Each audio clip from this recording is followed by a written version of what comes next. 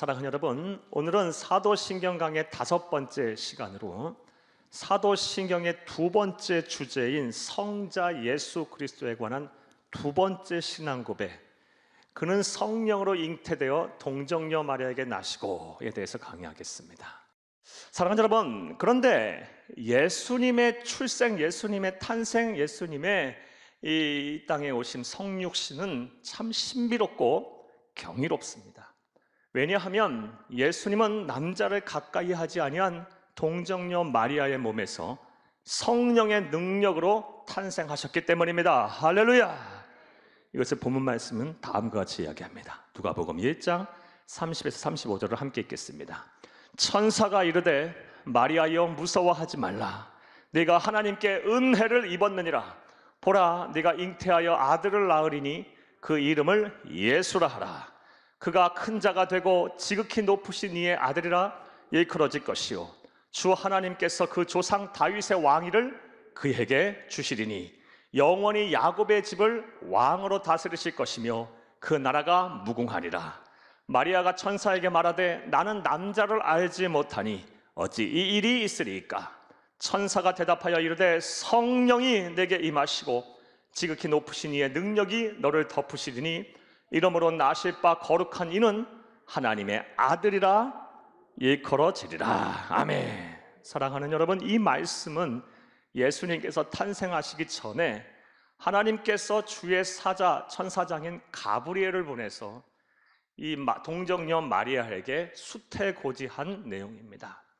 내용인 즉슨 동정녀 마리아에게 이 천사장 가브리엘이 나타나서 말하기를 두려워하지 마라, 무서워하지 말라라고 먼저 말을 한 이후에 네가 성령 하나님의 은혜를 입은 자다라고 말씀을 하였고, 그리고 네가 남자를 가까이 하지는 않았으되 성령의 능력으로 잉태하여 아들을 낳을 것인데 그 이름을 예수라고 하라.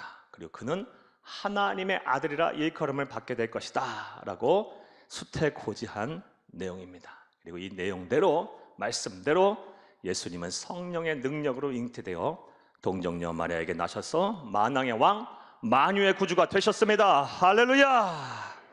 그런데 이러한 남자를 가까이 아니한 처녀 생식을 통한 이 예수님의 탄생은 초자연적이고 또 인간의 이성, 인간의 생각을 뛰어넘는 이야기기에 그동안 수많은 불신자들이 예수를 믿지 아니하고 또 하나님의 말씀을 부정하는 주된 요인 중에 하나가 되었습니다.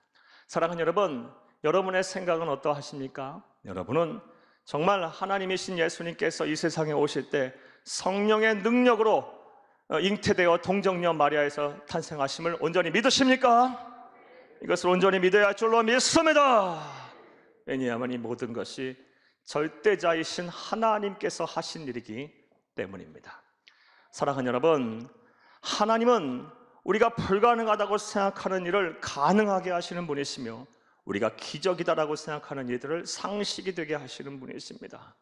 하나님 손에는 능치 못할 일이 없으십니다. 하지 못하실 일이 없어요. 전지전능하신 분이십니다. 따라서 그가 하시고자 한다면 남자를 가까이 하자는 몸에서도 충분히 성령의 능력으로 아들을 낳게 하실 수 있는 분이세요.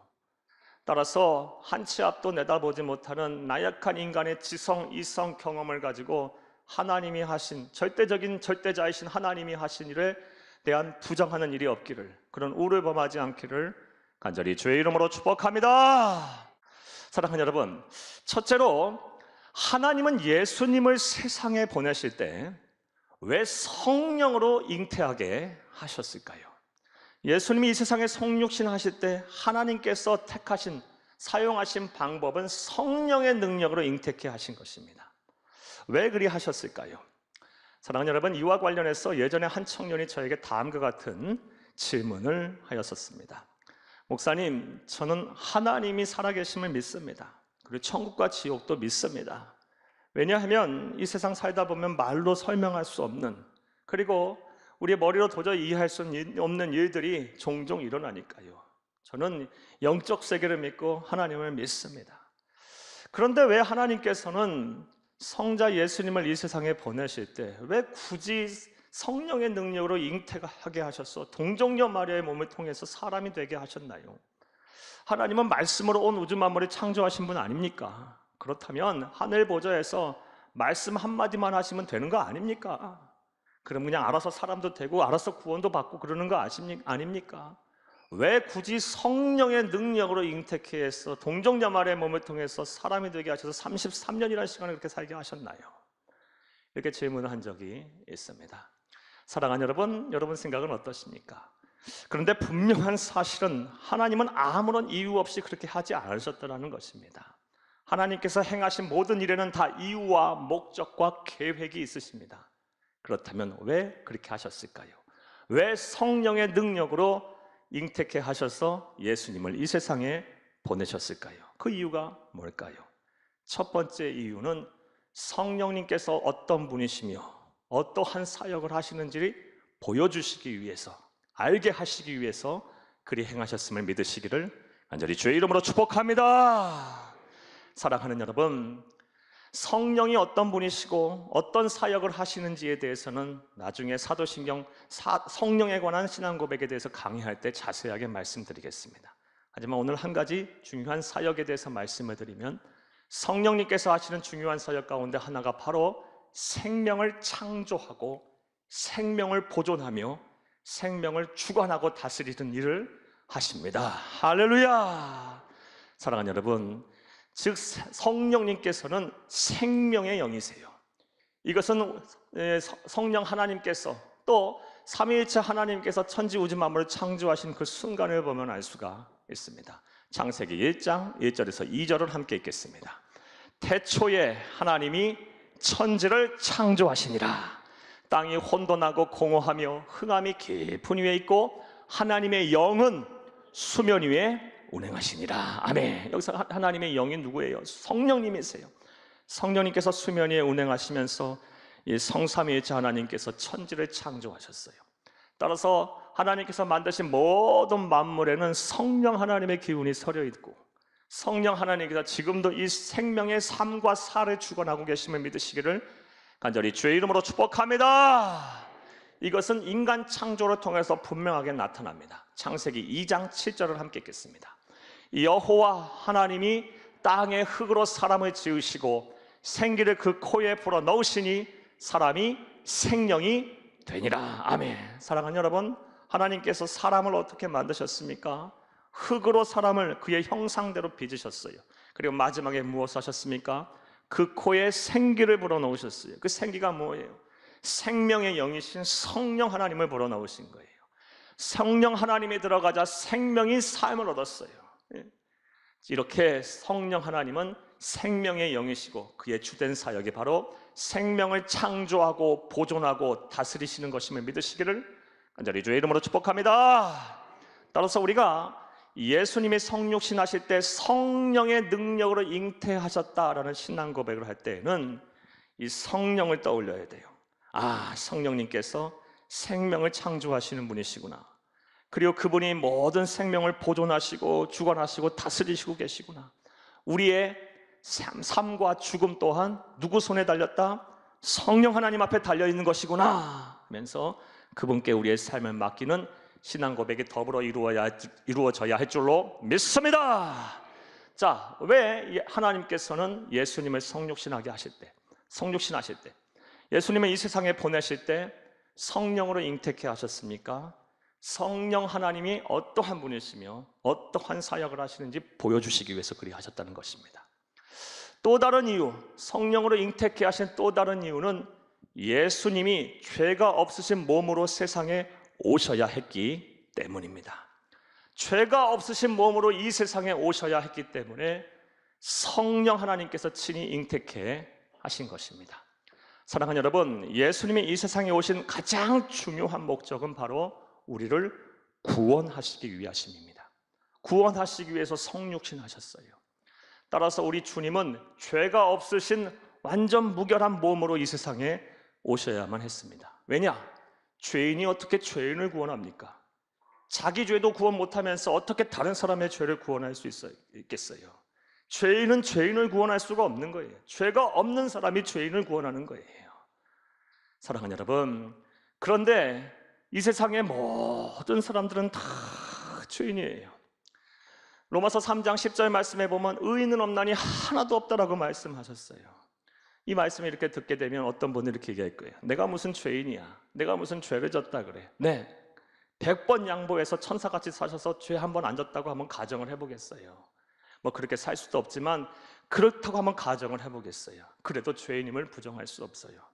우리가 죄를 짓지 않는다 할지라도 우리는 아담과 하와의, 이 인류의 시조 아담과 하와의 원죄의 굴레에서부터 벗어날 수 없는 존재들이에요. 사랑하는 여러분, 원죄의 굴레에서 벗어날 수 없다라는 이 가장 강력한 증거가 무엇입니까?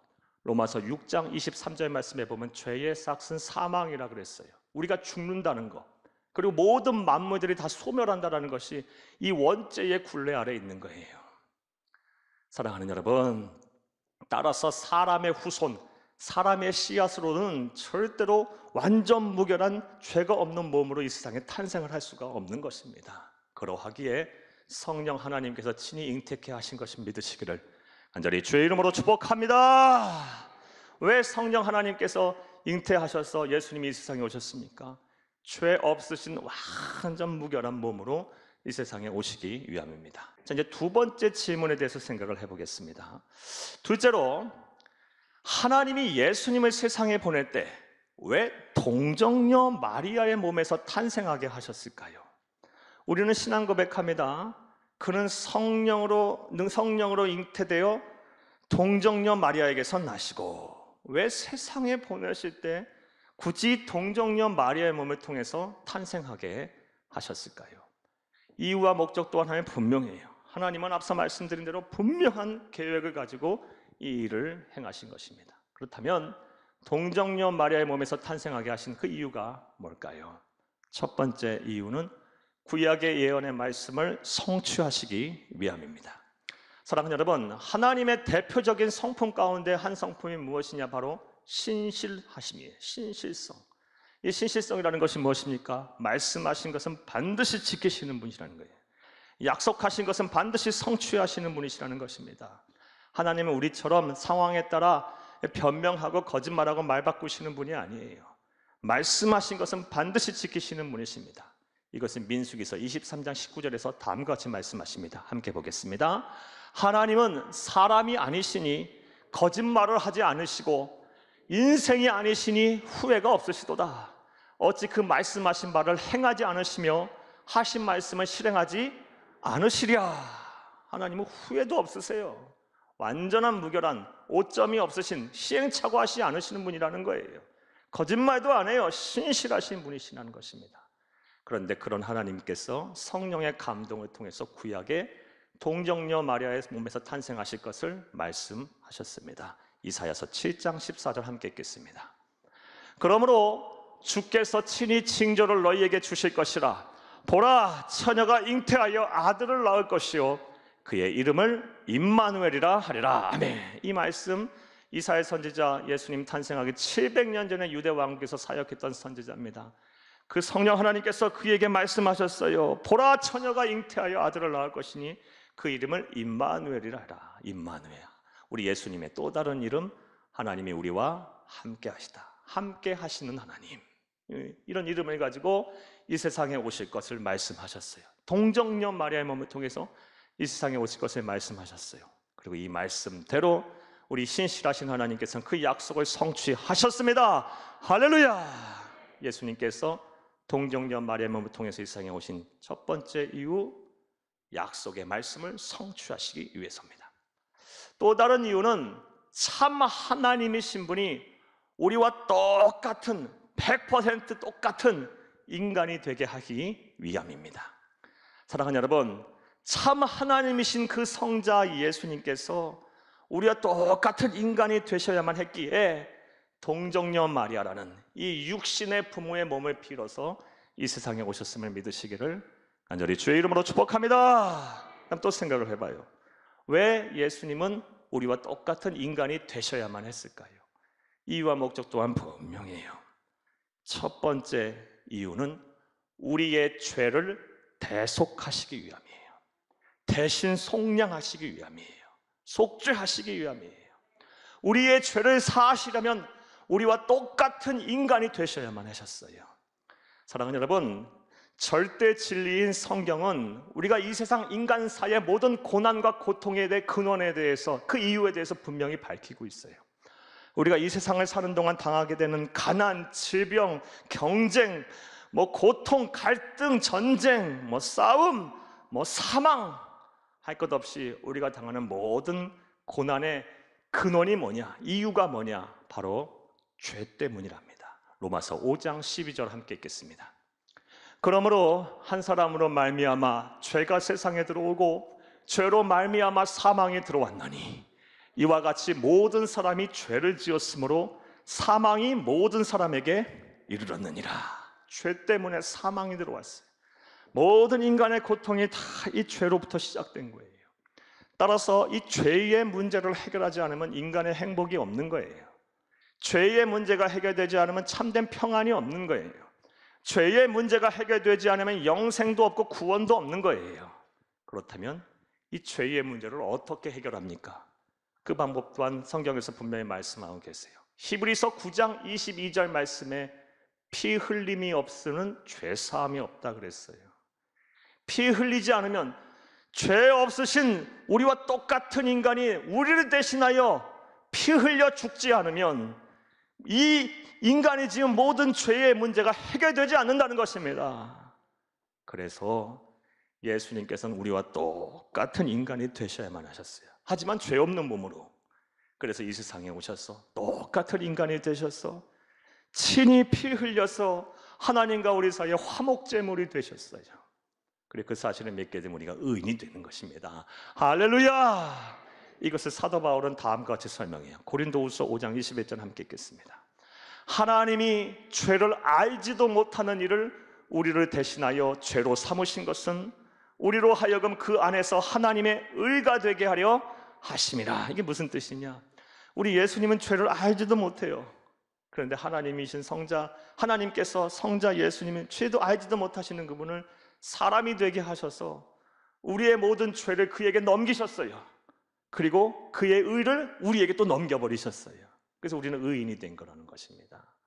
사랑하는 여러분, 그러니까 성자 예수님이 우리와 똑같은 인간이 되신 것은 성자 예수님에게서는 저주스러운 일일 거예요. 참 수치스럽고 힘든 일일 거예요. 하지만 우리에게는 무엇입니까? 은혜이자 영광이에요. 그가 우리와 똑같은 사람이 돼서 우리의 모든 죄를 그가 다 받으시고 그의 의를 우리가 다 받았기에 우리가 의인이 된 것이고 우리가 구원을 받은 것입니다. 할렐루야!